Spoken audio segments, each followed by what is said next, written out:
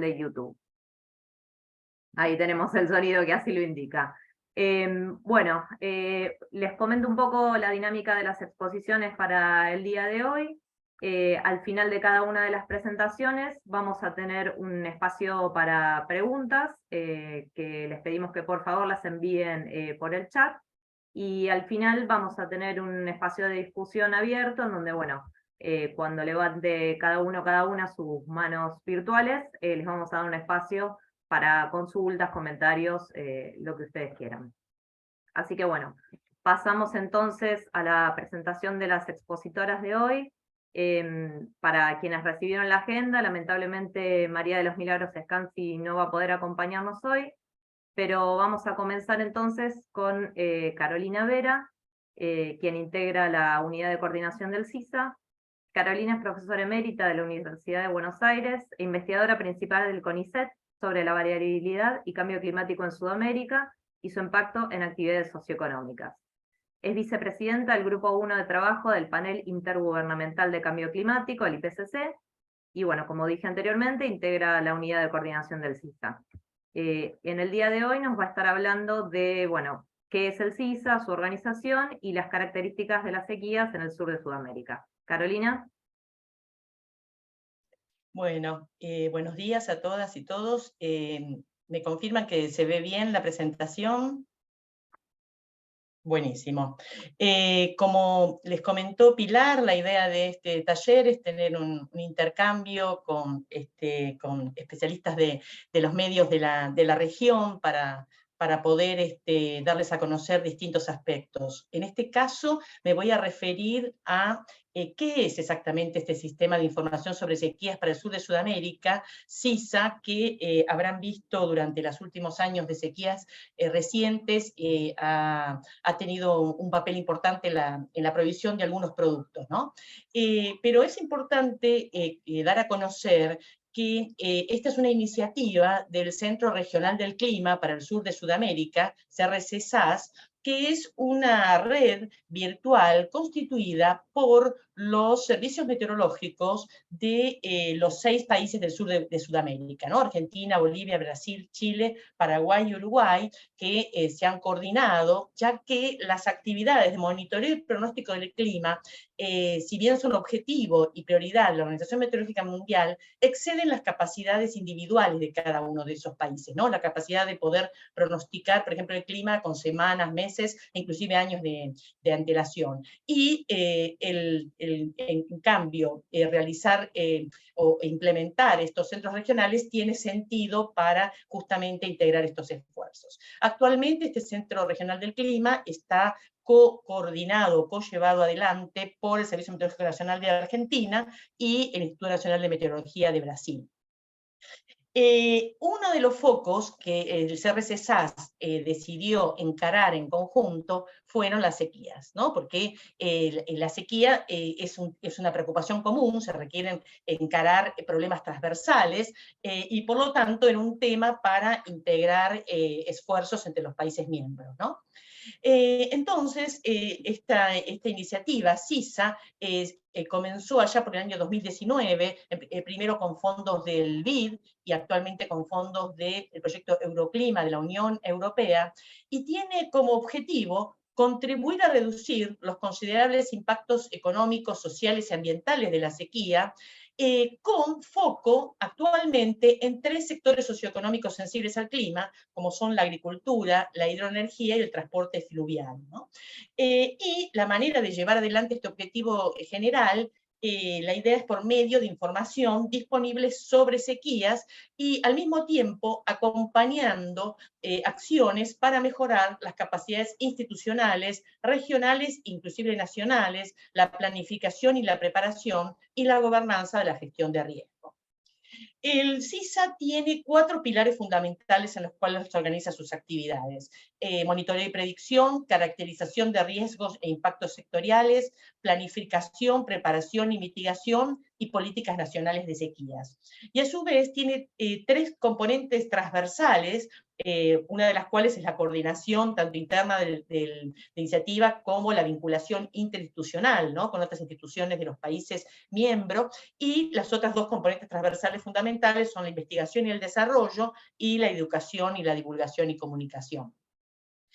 Y hemos organizado nuestras actividades en estas dos etapas que acabo de mencionar a través de estas 5 metas, 5 resultados que queremos alcanzar y que ya lo hemos logrado hacer parcialmente y que les vamos a compartir algunos resultados en las siguientes exposiciones. Entonces tenemos un resultado de implementar un sistema de monitoreo y predicción de sequías, caracterizar los tipos y magnitudes de impactos, mejorar la planificación, preparación y respuesta futura, el fortalecimiento de la gobernanza de la gestión de los del riesgo de sequía, las mejoras en las capacidades institucionales para producir información y comunicarla de manera relevante y accionable, y la implementación de acciones de comunicación y concientización de manera de fomentar algo que es una motivación fundamental de este proyecto, que es la actitud proactiva, ¿no?, las acciones previas a la ocurrencia del fenómeno de la sequía, de manera de, como una estrategia de reducir sus impactos, que nunca, de todas maneras, van a ser no son posibles de reducir a cero. Algunas otras piezas de información sobre CISA, tiene grupos de trabajo muy activos, los cuales involucran los servicios meteorológicos de los países miembros, pero también otras instituciones, las agencias de agua, las agencias agrícolas, ganaderas, y también el sector científico académico, ¿no? Y hay 3 temáticas en las cuales hay grupos de trabajo activos, ¿no?, que trabajan en forma continua: monitoreo y pronóstico, riesgos, vulnerabilidades e impactos de la sequía, y planificación, preparación y mitigación de impactos de la sequía. Asimismo, en esta segunda etapa, financiada por el proyecto Euroclima, estamos implementando proyectos demostrativos, ¿no?, en los 3 sectores sensibles a la sequía, sectores socioeconómicos que tenemos foco, y los cuales Cecilia luego les va a dar más detalle. Finalmente, me imagino que ya todas y todos los que están aquí lo conocen, pero vale la pena recordar la existencia del sitio web, donde es la memoria, es la cara, ¿no?, es la forma más detallada de nuestra comunicación, que complementa a la newsletter, que complementa a las redes sociales y otras formas de comunicación que tenemos. Entonces, bueno, agradecemos a los financiadores, y con esto dejo de compartir esta primera presentación, y si te parece, Pilar, si hay alguna pregunta aclaratoria sobre este tema. No, por ahora no Que tenemos alguien quiera ninguna hacer. duda. No sé si alguien quiere comentar algo. Si no, bueno, seguimos adelante. Eh, lo dejo a decisión Perfecto. del público. No, creo que podemos continuar. Bien. Entonces, si les parece, hemos organizado esta segunda etapa del taller en 2 presentaciones que, por un lado, la que yo voy a dar tiene que ver con las caracterizaciones de las sequías, ¿no? No tiene un foco en lo que está pasando ya, sino en qué sabemos de las sequías, cómo encaramos su monitoreo y pronóstico, de manera de poder dar difusión, ¿no?, esta estrategia. Déjenme entonces abrir esta siguiente presentación. ¿Se ve bien ahí? Sí, perfecto.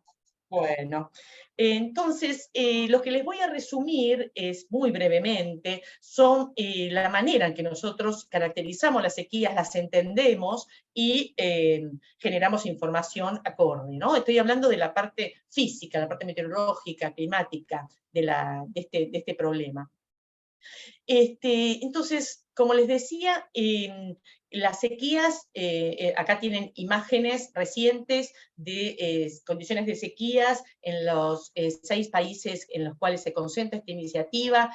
Cada vez resulta evidente que es una problemática en la cual tiene gran impacto en esta región. Entonces surge la pregunta de por qué se producen, quién controla la periodicidad, podemos monitorearlas, podemos pronosticarlas, cuál es la información que contamos para luego tomar decisiones para prevenir y reducir sus impactos, ¿no? Entonces, una de las cosas básicas que es importante decir cuando uno se refiere a la palabra sequía es que no hay un solo tipo de sequía. Es importante entender que en general estamos hablando, y en particular en esta región, de 3 tipos de sequía. Hablamos de sequías meteorológicas que se describen, se definen como un déficit de lluvia o un déficit de nieve, un déficit de precipitación. Es decir, estamos hablando de la parte atmosférica, ¿no? Que comienza entonces con un déficit de agua. Pero eso se traslada, si hay una persistencia de ese fenómeno, a condiciones de sequía en la superficie. Y en la superficie la dividimos en 2. Sequías hidrológicas, que tienen que ver con los déficits de caudales de los ríos, que son alimentados por las precipitaciones, son alimentados por el agua que escurre a través de los suelos. Y también definimos sequías agrícolas o ecológicas, que son déficit del contenido de agua en el suelo, ¿no? Que hablamos de sequías agrícolas o agronómicas, cuando ese déficit de agua en el suelo es de un suelo que está siendo cultivado, ¿no? Está siendo utilizado para actividad agropecuaria, o pueden ser suelos con vegetación natural, entonces en ese caso hablamos de sequías hidrológicas, ¿no? Entonces, como les decía, están ligadas, ya que las sequías hidrológicas, las agrícolas y ecológicas tienen su causa en un déficit de precipitación, las mismas tienen sus propias dinámicas y sus propias formas de ser monitoreadas y pronosticadas. Entonces, en este sentido, salto, estos van a ser todos como pantallazos, ¿no? Titulares, de manera tal de este tiempo breve comentarles algunas cosas, ¿no? Entonces, en este sentido, salto acá a cómo el CISA se ha planteado monitorear el estado de las sequías en el sur de Sudamérica.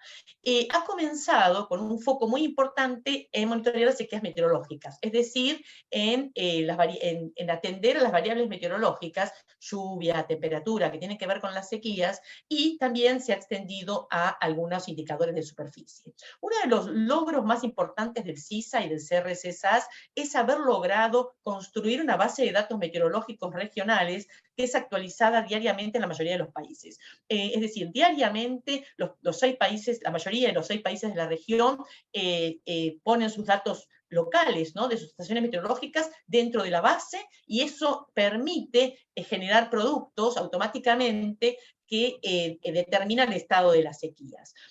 Dado que las estaciones meteorológicas no son, la red de estaciones meteorológicas del sur de Sudamérica no es muy densa, esa información se complementa con datos satelitales, ¿no? Entonces ustedes van a ver, por ejemplo, acá a la derecha, estimaciones de la categoría de sequía a partir de datos de precipitación provenientes de información satelital, ¿no? Pero también no solo se proporcionan mapas que dan una mirada areal de las condiciones de sequía que se categorizan, ¿no? Dependiendo su intensidad, sino también esta información se utiliza de maneras diferentes, ¿no? Se computan áreas por debajo que están bajo sequía, se utilizan distintos índices, porque en la comunidad académico-científica, técnica, sugieren diferentes formas de medir las sequías, ¿no? Y entonces esas mediciones pueden ser más ajustadas, esos índices, a un determinado sector socioeconómico, o el agrícola,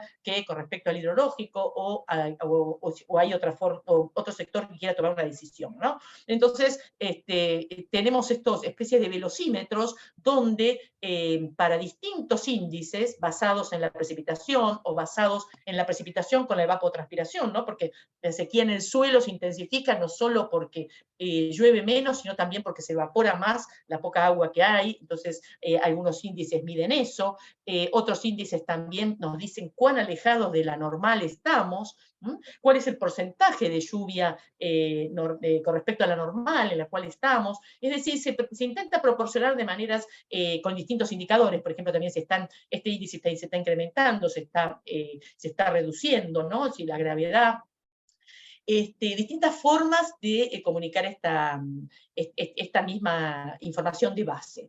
Y también, como les decía, hemos expandido los indicadores de las condiciones de superficie, aunque todavía acá hay mucho por hacer. Hay evoluciones de las anomalías de las condiciones de la vegetación, ya sea a través de un índice que es muy conocido, llamado NVDI, ¿no? Índice de vegetación, y también hay, a través de información satelital, todo esto es información satelital, índices que nos miden las condiciones de evaporación, ¿no? de la vegetación. No voy a entrar en detalles, pero ustedes pueden acceder a esta parte del sitio, y en cada uno de estos productos van a poder ver que dice qué veo y entender un poco mejor qué se está proporcionando, ¿no?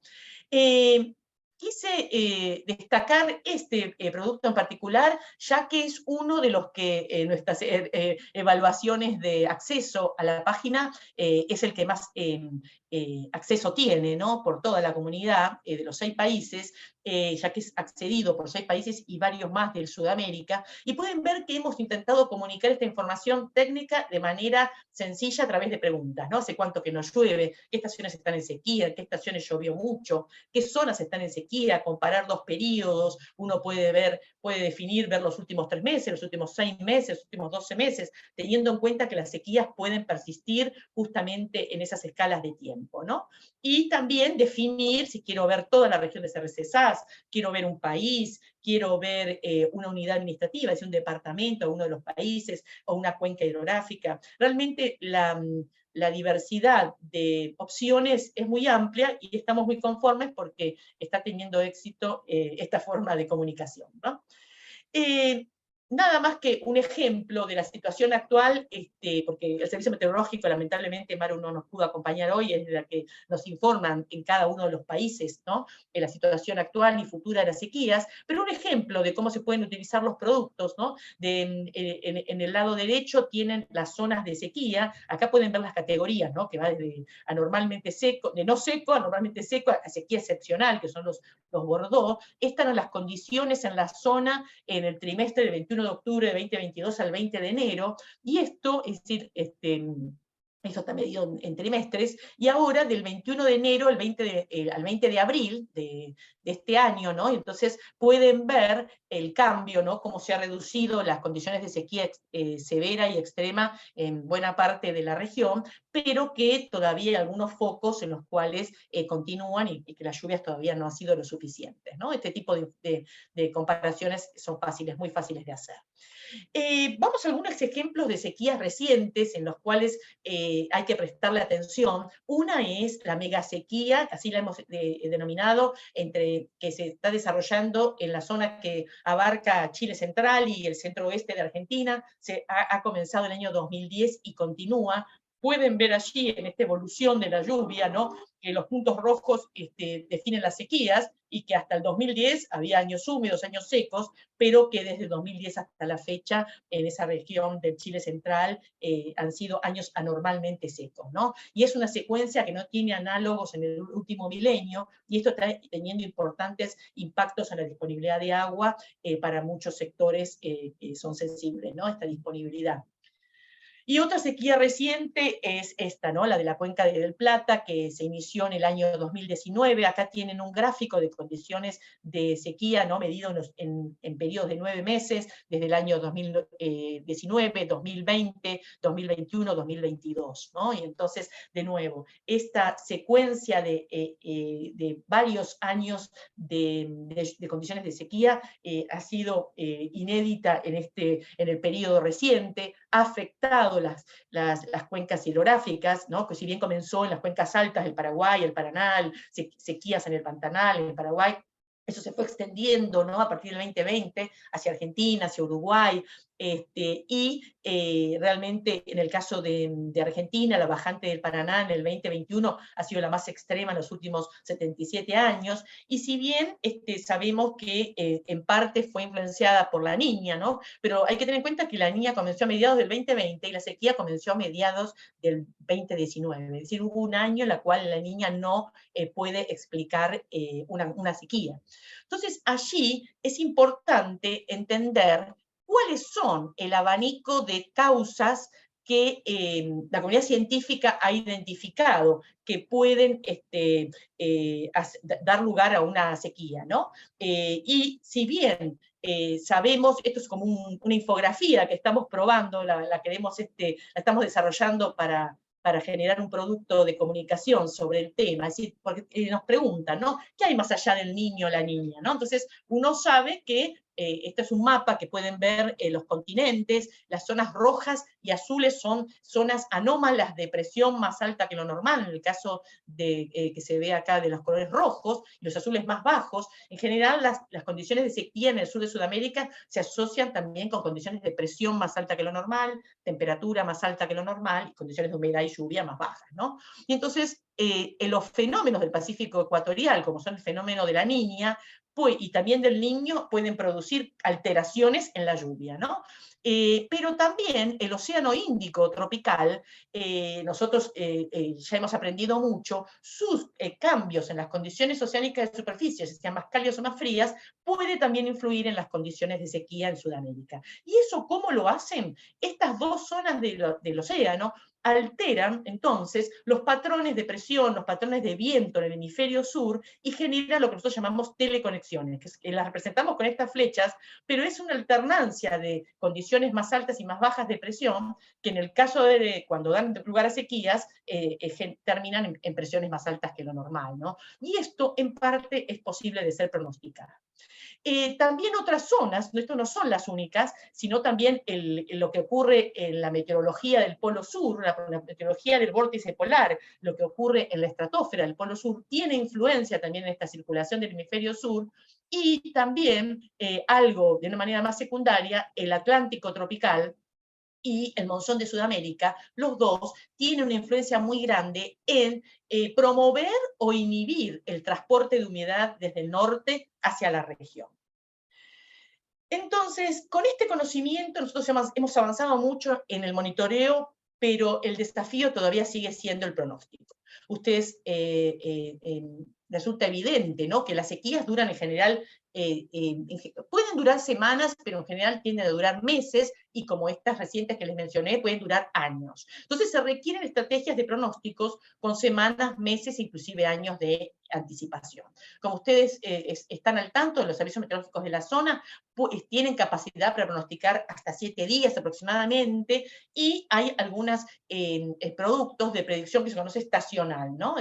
Si estamos ahora en otoño, cómo va a ser el próximo invierno, el próximo verano. Pero todavía las predicciones de estas escalas que nosotros llamamos climáticas están todavía en desarrollo y tienen niveles de incertidumbre. Por un lado, por la naturaleza caótica de la atmósfera. No va a ser posible pronosticar con exactitud qué va a pasar mañana, ni qué va a pasar la semana que viene, o el próximo invierno. Siempre va a haber un nivel de incertidumbre debido al caos que tiene nuestra atmósfera.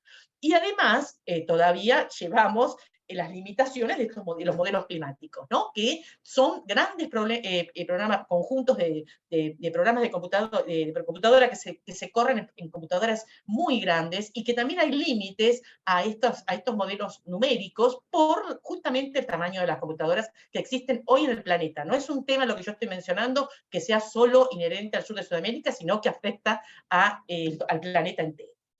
Entonces, en desarrollo en el CISA, ya casi estoy terminando, el CISA tiene ya a través de la página del Centro Regional del Clima, pronósticos probabilísticos de lluvia y temperatura para todo el sur de Sudamérica, pero estamos desarrollando y vamos a provisionarlo durante este año productos orientados a las sequías, ¿no?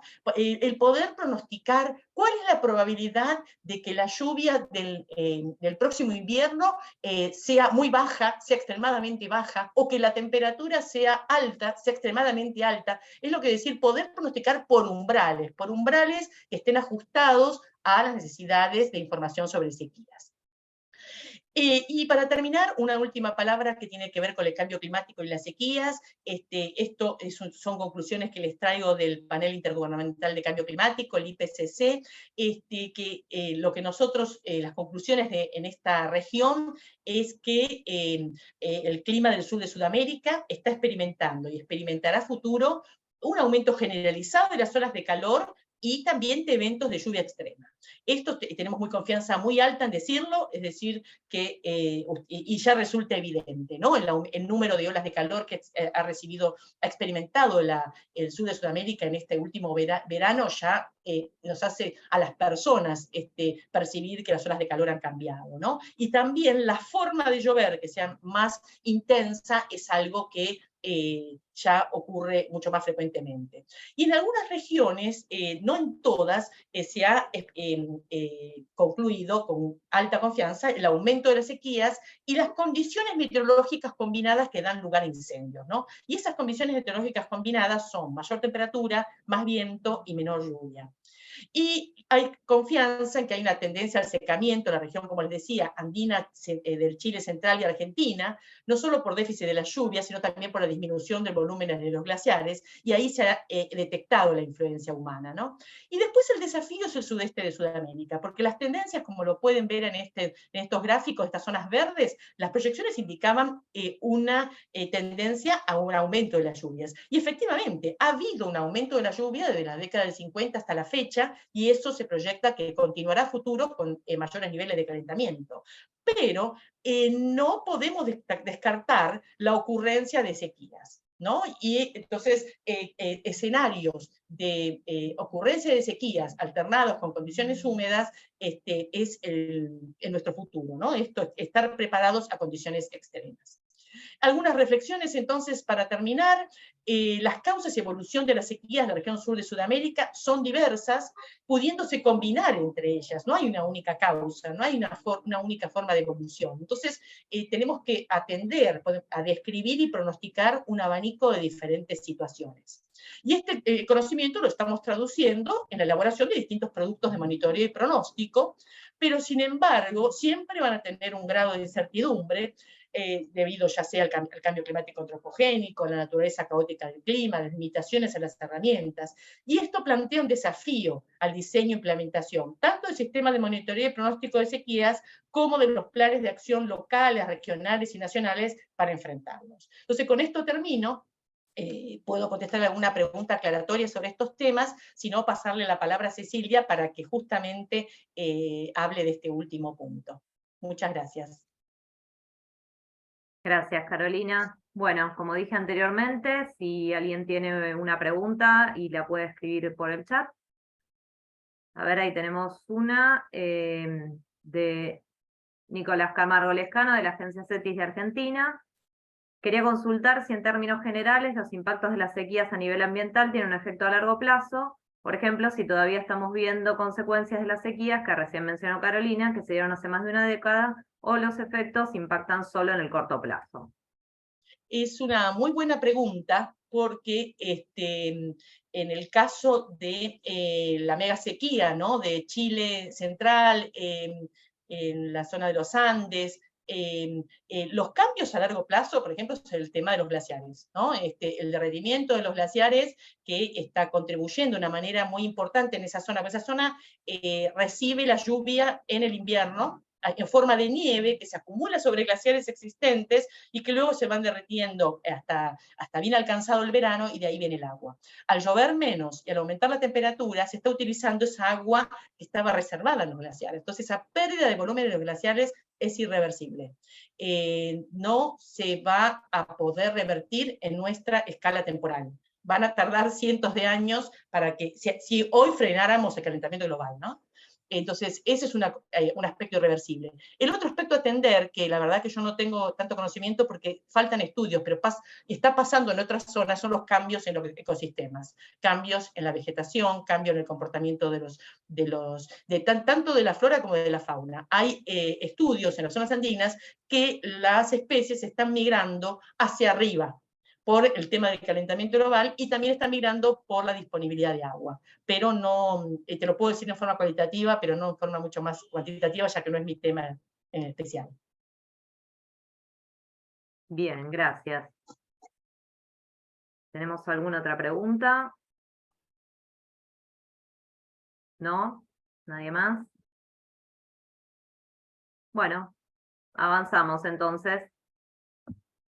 Perfecto. Bueno, seguimos con la próxima presentación, que va a estar a cargo de Cecilia Hidalgo.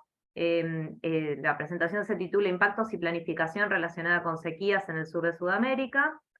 La doctora Cecilia Hidalgo es profesora plenaria de la Universidad de Buenos Aires.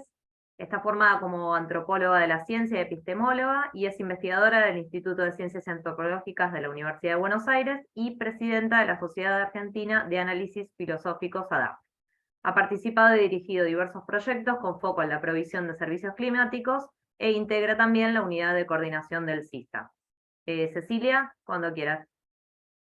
Bueno, muchas gracias. Gracias por participar en este taller. Como Carolina dijo, dentro de los ejes de trabajo del CISA está la investigación sobre impactos y la acción técnico-política de intervenir, ayudar a la planificación de acciones políticas relacionadas con la sequía en el sur de Sudamérica. Ustedes saben que hay un elevado impacto de la sequía en el sector agropecuario. Estamos prácticamente con notas de tapa de los diarios todos los días y noticias en todos los medios en los que ustedes participan alrededor de la sequía, y no solo en sus aspectos meteorológicos, sino precisamente en esa relación estrecha que tiene con impactos sociales, económicos, ecológicos de distintos tipos, por ejemplo, incluso su asociación con incendios. Nosotros en una primera etapa del CISA trabajamos mucho sobre el sector agropecuario, en ellos también seguimos trabajando, ahora ampliados a otros sectores, ya los van a ver, y creo que es de dominio público la importancia que tiene que, digamos, el sector agropecuario pueda contar con precipitaciones o un estado que habilite los cultivos, tanto a nivel empresarial, estamos sufriendo los grandes impactos a nivel macroeconómico, como en el nivel de la agricultura familiar de subsistencia, porque la sequía pone en juego la seguridad alimentaria y desencadena una serie de otros impactos, cambio en las actividades, necesidad de pérdida de puestos de trabajo, desplazamientos de personas, migraciones internas, campos abandonados. Bueno, ese lugar de investigación también es tomado por el CISA. Nos ha sido muy importante asociar la sequía y las caracterizaciones estas tan variadas y sutiles de monitoreo meteorológico de sequías con impactos sectoriales. Por ejemplo, al margen de lo que ocurre actualmente, ustedes pueden pensar también todos los procesos que a nivel de organización, por ejemplo, en nuestro país, la constitución de la Mesa Nacional de Monitoreo de las Sequías, que surgieron a partir de la gran sequía 2017-2018 en la Pampa Húmeda, en la que hubo una caída de rendimiento de cultivos a veces cercana al 30%. Hoy estamos hablando a veces de una caída por algunas regiones del 60%. Y bueno, entonces en ese sentido es muy importante ver cuándo emitir una alerta y establecer también condiciones más explícitas de cuándo se define, por ejemplo, legalmente un estado de sequía, cuándo se empieza a promover una organización civil para que, digamos, se puedan mitigar los impactos negativos. Nosotros hemos trabajado en CISA en una caracterización de los tipos y las magnitudes de impactos, así como hay muchas herramientas de monitoreo, las que tuvieron pequeños pantallazos en la exposición de Carolina, y espero que visiten nuestra página para ver todas las posibilidades de monitoreo y ahora también, digamos, algunos productos para previsión que, digamos, nosotros nos hemos abocado a generar otros instrumentos en los que se pudiera estimar no solo el impacto, sino también la magnitud del impacto. No es lo mismo una sequía breve pero muy intensa que una más leve pero extendida. o que se da en distintos momentos que son, por ejemplo, fundamentales en el ciclo de los cultivos, ¿no? Entonces, esta asociación, por ejemplo, de series climáticas con modelos de cultivos para poder ver qué pasa con el rendimiento, por ejemplo, con los márgenes económicos, ha sido, digamos, objeto de nuestras investigaciones, y hemos también llevado a la región el acceso a herramientas y métodos, experiencias internacionales relevantes que pudieran, digamos, hacer que mejorara el abanico de posibilidades técnicas en nuestros países. En ese sentido también hemos tratado de mejorar todo lo que tiene que ver con la planificación, la preparación, el estar en condiciones de poder responder de una manera mejor, con capacidades institucionales aumentadas, con mayor comunicación, con mayor información, comunicación inclusive entre las instituciones, ¿no? Hemos hecho una serie muy importante de acciones de capacitación, webinarios, producción de material, documentos, donde la gente puede, digamos, acercarse al conocimiento producido colaborativamente también por muchas instituciones, por muchos expertos, por muchas, en los distintos países, ¿no?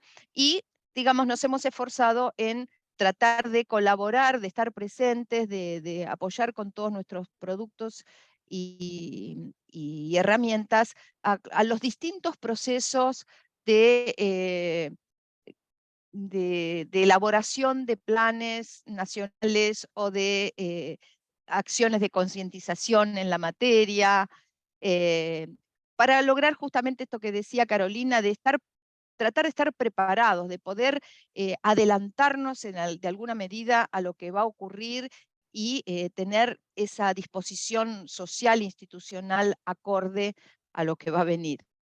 Perdón. Bueno, nosotros en ese sentido podríamos decir que tenemos experiencia en coordinar instituciones, promover la colaboración, siempre desde una posición técnica que apoye esos procesos políticos, con estudios técnicos, organización de talleres. Y en los 6 países del CISA hemos producido distintos tipos de documentos, pero nos importa ahora, quizá a ustedes eh, digamos, les sea bueno saber que hemos producido resúmenes de política respecto de la sequía en los 6 países, que tenemos, ahí se indica por qué la sequía es importante para cada país, por qué es necesario contar con planes nacionales de sequía, y mostrar un poco los avances que se han logrado en cada país. Aquí tienen los distintos eh, planes, policy briefs, y bueno, hemos iniciado procesos regionales para impulsar planes nacionales. En Argentina, eh, digamos, está bastante avanzado la aprobación o la definición de un plan nacional por muchas instituciones. Se han reunido muchos especialistas nacionales e internacionales, eh, funcionarios responsables de ministerios, como de agricultura, de ambiente, energía, recursos hídricos, otras instituciones académicas, actores de la sociedad civil, y podemos decir con cierto orgullo, satisfacción, que está muy avanzada con anclaje en el Sistema Nacional para la Gestión Integral del Riesgo y la Protección Civil, el SINAGIR, en la aprobación de un plan específico para sequía. Ya de por sí se ha generado una comisión técnica en el marco del Programa Nacional de Reducción del Riesgo de Desastres del SINAGIR, coordinada con la red GIRSIT, para, digamos, estar preparados para, aprovechando los sistemas de monitoreo de los que hablábamos, las evaluaciones de vulnerabilidad de impacto también de las que hablábamos, para poder tener una gestión integral del riesgo de sequía y reducir los impactos. Y finalmente, lo último que les quería contar del CIS es que nosotros tenemos en marcha una serie de proyectos piloto o proyectos de demostración, así los llamamos, en los que estamos en los distintos países. Hubo una diapositiva de Carolina mostrando que, sobre todo en Brasil, estamos, digamos, trabajando con la generación de energía hidroeléctrica y la provisión de servicios climáticos que puedan ser importantes para, para esa producción. En Argentina estamos trabajando más con el sistema productivo, y como proyecto de demostración nos estamos centrando en Córdoba y su sistema productivo, con centro no solo en la producción extensiva prevalente, sino en todo el sistema, desde en este momento trigo, maíz, desde ya soja, que es importante, y todos los cultivos en la región, en concordancia con todas las instituciones que allí actúan, y sabiendo que es una región que tiene mucha información en la que podemos realmente demostrar cómo la información sobre sequía agrega valor a la toma de decisiones. Bueno, lo mismo estamos haciendo en el sector de navegación fluvial, y en estos proyectos lo que contamos como principio es identificar los impactos de la sequía en el sector, identificar a las partes interesadas que están afectadas por este impacto, llamarlas a colaborar con nosotros en el diseño de un servicio climático que pueda mostrar ese valor de contar con información para la toma de decisiones, y desde nuestro punto de vista, entonces, saber que el servicio resultante, los productos, van a ser ajustados a esas expectativas o necesidades, y saber que si estamos con los que van a ser usuarios potenciales del servicio, entonces tenemos una garantía, una expectativa de usabilidad y de uso efectivo que hace entonces que, digamos, confiemos en que se los va a implementar y que se los va a usar efectivamente. Bueno, eh, buscamos de la forma más práctica y didáctica que se puedan aprovechar todos estos esfuerzos científicos, académicos, institucionales, de generación de herramientas, de generación de indicadores, de instrumentos modernos, podríamos decir, a la altura del conocimiento más avanzado que está en el mundo, en nuestra región, ajustados a nuestros problemas, con la colaboración de todas las instituciones que son convocadas y que están asociadas al CISA, para enfrentar juntas los impactos de la sequía y mitigar esos impactos negativos.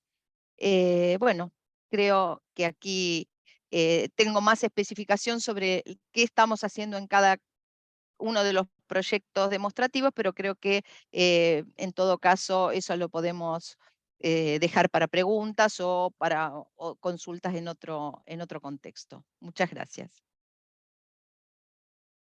Bueno, muchas gracias, Cecilia. No sé si con respecto a esta presentación puntual tienen alguna pregunta. Esperamos por aquí por el chat. Bueno. Bueno, por ahora ninguna más. Y si les parece, podemos dar paso entonces un poco a la parte de discusión general sobre estos conceptos. Veo que hay colegas conectados de países como Bolivia, Uruguay, Paraguay. Nos gustaría también un poco si tienen alguna consulta puntual respecto a la situación de sus países, o bueno, si nos quieren comentar cómo se ha estado tratando el tema de la sequía por allí. Bueno, los invitamos a participar.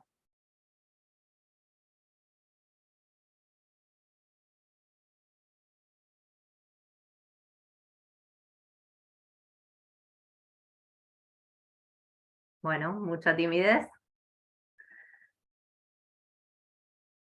Bueno, en principio, Cecilia, yo o Carolina, les quería consultar a ambas, porque bueno, no solo hay periodistas especializados, sino también muchos que se dedican a lo que se llama información general. Si pudieran explicar un poco qué es esto de los servicios climáticos en relación con la última presentación.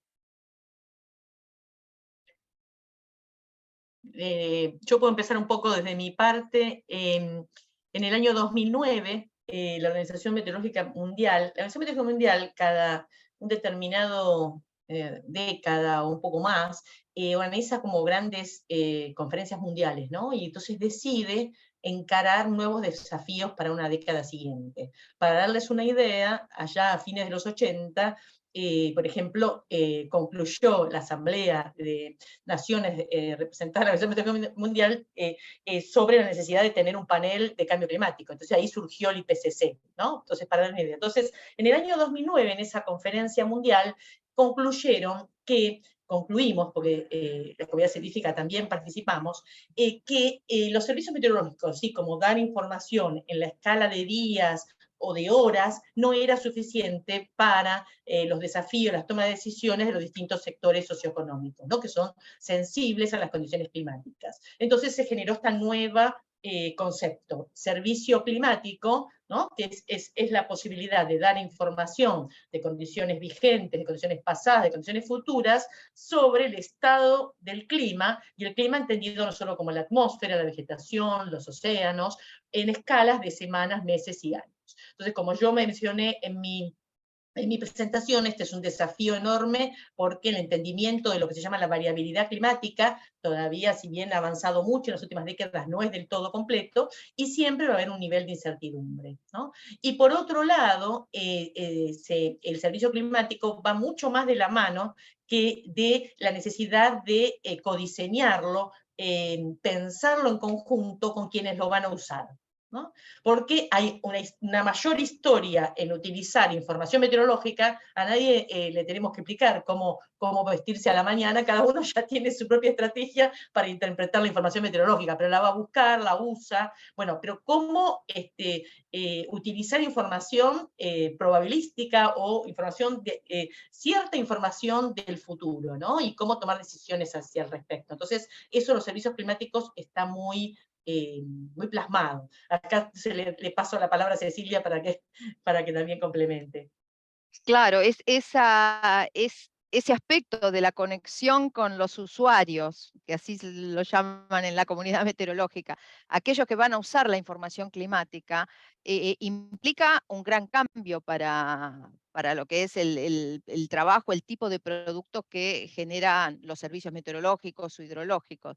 En principio porque es una información que tiene que estar un poco a la medida de las expectativas y las necesidades de cada uno de los sectores. Y esas medidas, esas expectativas, esas necesidades hay que conocerlas, hay que poder trabajar en conjunto para lograr el objetivo. Entonces, realmente el cambio es tan grande que a veces se lo menciona como un cambio de paradigma, ¿no? Esto de estar codiseñando un producto, una herramienta, con gente que va a usar la información climática y, digamos, y generar estos productos, ya digo, a medida y usables, asegurar en la medida de lo posible un uso que no sea solo un uso técnico, sino que difunda en los distintos actores a los que el clima les importa.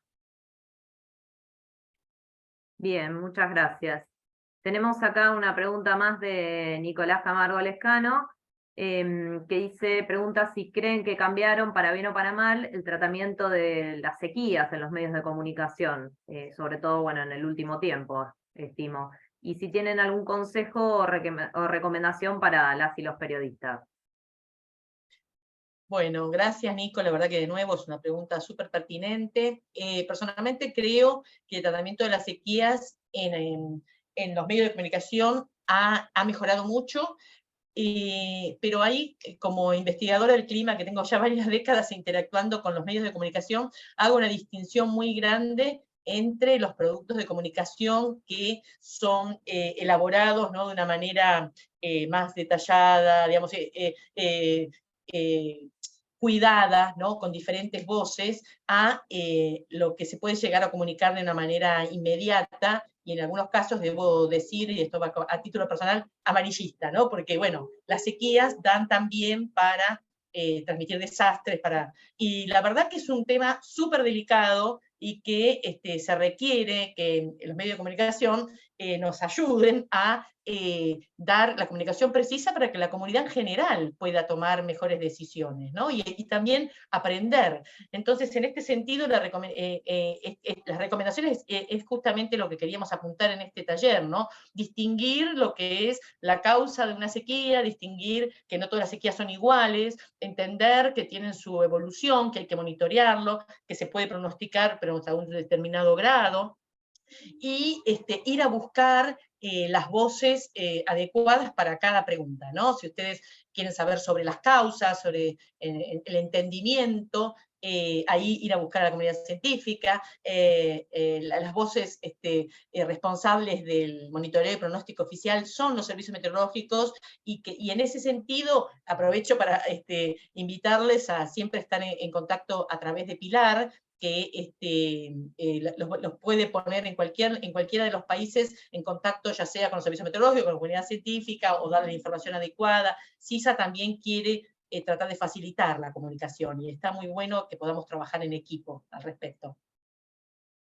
Y yo agregaría que tener conciencia respecto de los procesos como los de la sequía implican un compromiso con la temática fuera de la emergencia también, porque muchas veces se dice, bueno, en el momento agudo, en el momento crítico, esto puede ser tema, pero para estar preparados para lograr esa mitigación de la que hablábamos, necesitamos tener una visión un poco de mediano y largo plazo, y no dejar que decaigan algunos temas que están siendo las causas también subyacentes de las sequías o de algún otro evento meteorológico que tenemos que ir resolviendo, no en los momentos agudos, sino en los momentos quizá en los que podemos dedicarnos a prepararnos. Y entonces yo diría como recomendación o como pedido que no decaiga el tema de la sequía una vez que, por ejemplo, haya una cierta recuperación en la zona núcleo y ya salgamos por ejemplo, en Argentina, de esta crisis tan grave, ¿no? Ustedes habrán visto en los mapas que justamente la zona núcleo seguía roja. Entonces es como, bueno, hay que, esperamos que cuando pase, y que esperamos que pase, pero que cuando pase no decaiga el tema de la sequía, en el sentido de encontrarnos en mejores condiciones para los próximos eventos extremos que se esperan.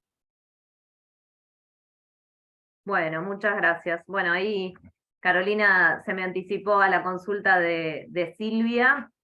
Sí, contamos con una newsletter quincenal, que bueno, justamente era una de las preguntas del formulario de inscripción, que en donde, bueno, comunicamos las novedades, no solo de estas capacitaciones, de los policy briefs, de los distintos documentos, como contaba antes Cecilia, sino que, bueno, también proponemos algunas notas de divulgación, así que quienes estén interesados, interesadas, han dejado sus direcciones de mail y se los empezaremos a hacer llegar.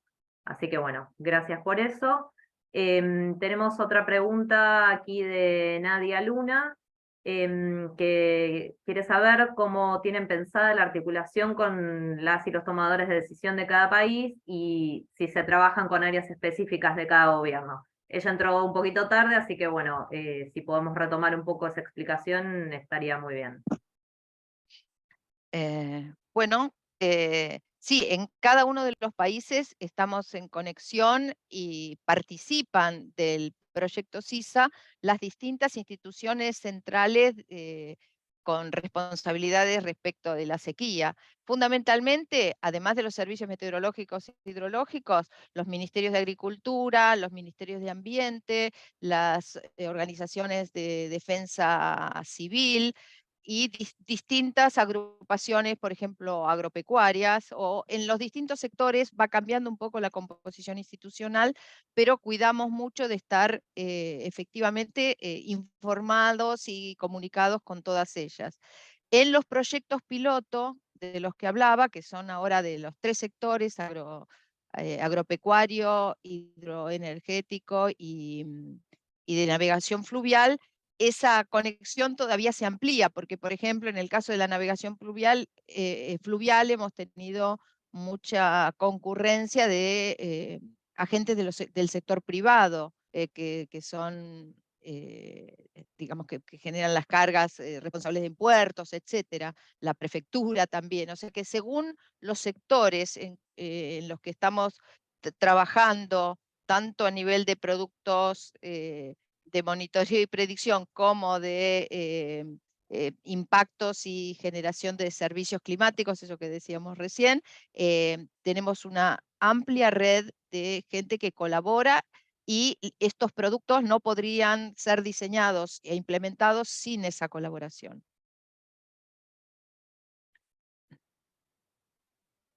Gracias. Bueno, un poco también en esa línea, que supongo que es más a título de que ustedes cuenten cómo se está trabajando en la actualidad, Elida Thierry nos consulta si se acompañan desde las políticas en Argentina estos informes de sequía que se están presentando, o bueno, este trabajo conjunto que se viene realizando con las distintas instituciones. Le dejo después a Carolina, pero no solo en nuestro país, sino en el resto de los países sabemos que los distintos organismos públicos toman al CISA y los informes del CISA o las herramientas que provee el CISA como insumos de sus propias decisiones o de sus propias discusiones, no sé, de INAHUA en Uruguay, o la Mesa Nacional de Monitoreo de la Sequía nacional también, y así podríamos estar replicando en los distintos países. En Paraguay sabemos que es muy consultadas las páginas del CISA por las distintas instituciones, estas que mencionaba, ministerios de Agricultura, etcétera, no las voy a repetir, y por supuesto en un proceso en el que esperamos que el uso y la visibilidad sea mayor, pero en principio sabemos que sí son usados. Sí, ahí se puede hacer un complemento y también una aclaración. El CISA no elabora informes regionales de estado de las sequías, digamos, que se comunican, no. Nosotros lo que hacemos es, a través de la página web, provisionar distintos productos, distintas formas de visualizar las condiciones vigentes y las condiciones futuras de las sequías.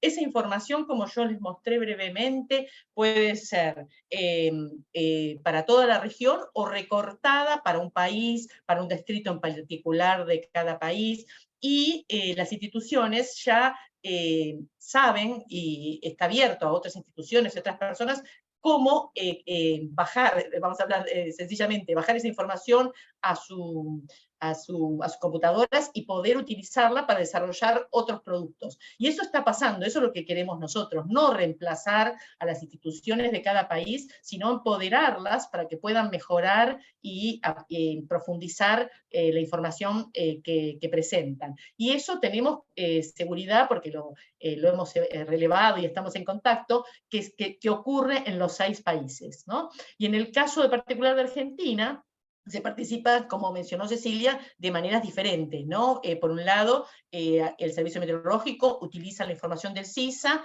para llevarla a la Mesa Nacional de Sequía, donde se hace ese informe que seguramente las y los colegas de Argentina conocen, que es el boletín de información sobre la sequía interinstitucional que se desarrolla, y también se lleva a la Mesa de Sequías del SINAGIR, pero a su vez el CISA, en el caso de Argentina, ha sido invitado, es una actora más dentro del planeamiento del Plan Nacional para las Sequías, ¿no? Entonces ahí en algunos países tenemos un involucramiento mayor, en el caso de Uruguay estamos también en contacto, acá Cecilia puede emplear, con la SINAE, en el caso de Chile también, y bueno, en mayor o menor medida el CISA está como un actor directo, pero eso después de todo no es nuestro objetivo final, sino empoderar a las instituciones locales, ¿no?